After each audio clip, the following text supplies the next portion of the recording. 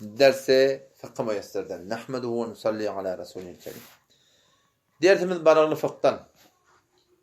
Ol bir zatları ki namazı fasit ettiği de geçti.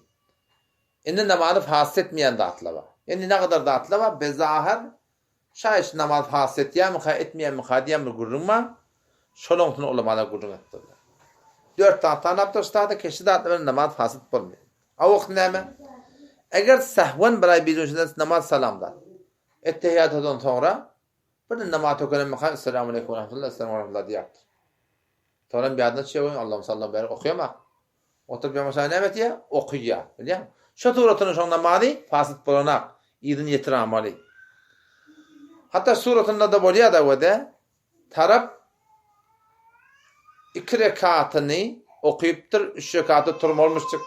Hala namazın 3 rekat bolsun, hala namazın 4 rekat bolsun. O zaman bunun yadına çıkıp otu şeylerden, kıbla karşın bakıp, eline şey yığınaktır. Ham keplenak yani. Keplere namaz hasbı dedi. Keplenak. Sineti de kıbladan, kurtağı da kıbladan öğürlenak. Yani otu yani böyle şey kadar. Kellete öğürlüyor. Burada ne yadına düşüyor. Ben 3 rekat okuymalı ki ben. Yine güvene kalsa, ben akıllı sesavut mu öyle bir kendi güvenlik derekli. Şu tuğratını yine namaz neyme? Fasit bulmuyor. İkinci borat neyme? Bir adam şu an secde çekerinden geçti. Secde çekerdi yani namaz okuyup doğru şey önünden bir geçiyor da. Ya, secde doğru yerinden. Şu tuğrata namaz podulmuyor. Elbette bir okuyup duran namaz adamın önünden geçmeklik doğrudur. Birisi mescitte böyle olakon mescid diye. Birisi mescitte kışık mescid diye. O kışık mescitteki bilkul geçmek doğrudur. Bir adamın önünden.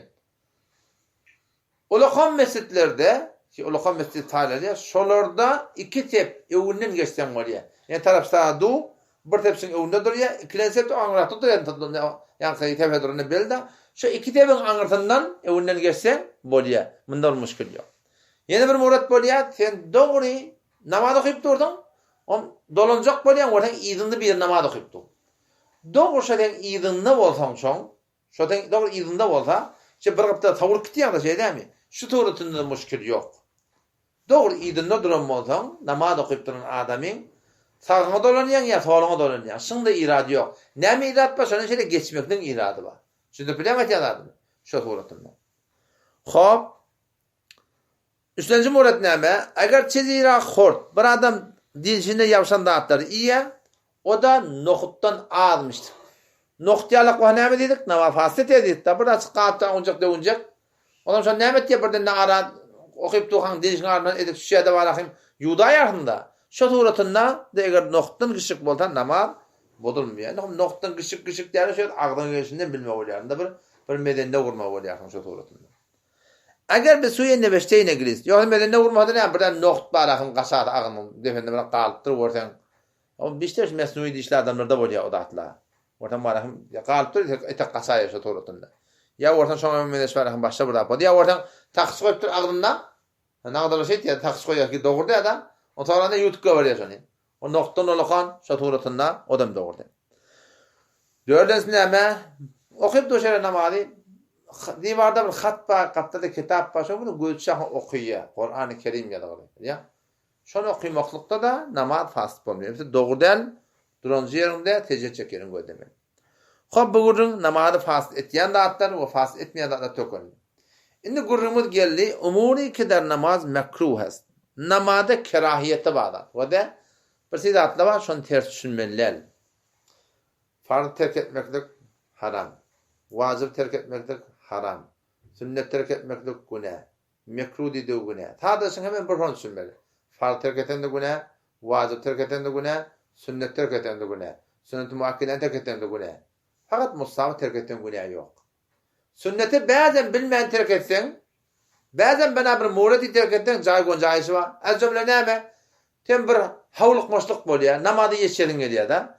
Şu an seni üst taraf yok valla. Sonra bir taraflarda yuğsan. Sen fardın bitti namazı okuyup biliyorsun. Ay değiller o şafarın bir var tavukluk boluyor oradan. Digdenekle yaptı oradan. Sonra yanakta 3 yerinden 2 uyan. Ya 1 uyan. Sonra yanak bu yerlerde goncayışı var. Ama ati durutunu günah terk sünnet terk etmek ne mi? Bu da bir günah kaçır. Açık bolyanım sünnet hakimini koymalı adam. Çünkü günahın olakan ne mi diye? Şu günahını kışık bilmek. Ay kişi günah da biliyor musun? Günah diyenler ne mi? O adam utsuğunu. O adam utsuğunu düşündüğün sonra Sen on innemeden kalkmadan sen koyun dispeti. Vay Hudaý diýip beti sana. O şo torata ne iman ýakbeti da şeyden. Çebese adamy odaldyrdın. Şu da adam bana hen günäni gışık görmeler. Ada çok günä. Türkmenler olaydan naklı var ya, bir dereden gargan, bir dereden yalqan ettir ya Hudaý Taala. Şol hadisen attılar. Şu hadisi geliyor. Peygamber Hudaý sana ettir, bir adama bir kef aýtýar diýär da. Bir adamla asıl şu kefe erzi soğuyup batan hakka diye. Yöne Hudaý Taala şu kepten radi olup şeyler şoňa derece berýär diye, Magribden başga şoň diye derecede cennete artýar diýip. Bir kef aýtdyr fakat. Edafa bir kepde. Ama bir adam ma diye Peygamber Hudaý bir kef aýtýar, adamda bir hınlap gülýär ordan. Ay hiç zat tehdav eden hakla. Emma Allah Taala şoň aýdan kebinden şygadanlarda Magribden başga şoň cehenneme aklaýar. Şu kadar daş yani balak yeri oda düşüyor diye. Adam şöyle aydan bir dereden yalqan, bir dereden gargarın yerlersi. Hudaý Taala nämeden bağışlap, nämeden tutacak bildi. Adam şöyle aydan entecik togaby işip başardığını etjek bol başına gaýy bolmaly. O entecik günah işten mabadaşından tutamasın bilden. Entes zaten Hudaý Taala beter näme diýär bila teşbih. Hudaý Taala hassas zatlar bilýär. Hewle hassas Hudaý Taala. Mehriban, gahry gadabda güýçli. Yöne entes zaten gahar gelip, entes zaten näme Hudaý Taala malahim mehribanlygda bar. Her gaýny öz jaýyna şo malahim gödüň asyna almak gerek. Habarayly namazy mekruhatlar mekruh bolandan odur günäňmeli. Onşa namazyň içinde şol mekruhatdan gaçmaly, ta namazyň kamil bolsun. Ýoksa näme? Hudaý Taala söýýän namaz diýär. Ebu Hurayra radıyallahu anh birin öptür namaz okuyor diyor. Sen ne daşına koyunda ne evet yani veriş et yani yalak. Ben koştu birin gördüm namaz okuyor. Zaten jimnastik oynayan dedim ona. Aslında bol duruşa jimnastik oynayan ya Allah. Sen hem ben diye namaz okuyor. Ne ben namaz olacağım benim demem. Oturumi, kalmi, zadi hissedeyim ben. Avak neme terk-ü sünneti sünnetay namaz bekas. Bilip durup hayatı bir sünnet terk etti. Sübhan Rabbiyal Azim israf etmemiştik. Bilip durup bir ayda ya. Ay fardıma bittiydi. Ya. Şodan rükuda var bir ayda ya. Şoňa men başga sünnetleri ki derte geçti. Şu sünnetten haydi bir terk etse bekas terk etişin kerayeti var. Namaz kamil olmuyor. İkincisi neme namazında ilmaşır oynamaklık. Ama doğru şeydi oti da bir tane şey çek oti bir tane şeydi oti bir tane şeydi oti. Kağıtlarda görüyor ne zaman namazda sen Allahu Ekber deyip durdun dur dağını dağ yarak kolla. Lağa cismin takla fikrini takla bilmem. O ne kadar ne diye şey diye de ayağını uzun diye ona şey diye. Geldi orada dur ayakla şey görüyor ayağını. Burada da öğreniptir. Şu dağlar terk etmek gerekiyor. Bir doğru dağ diye.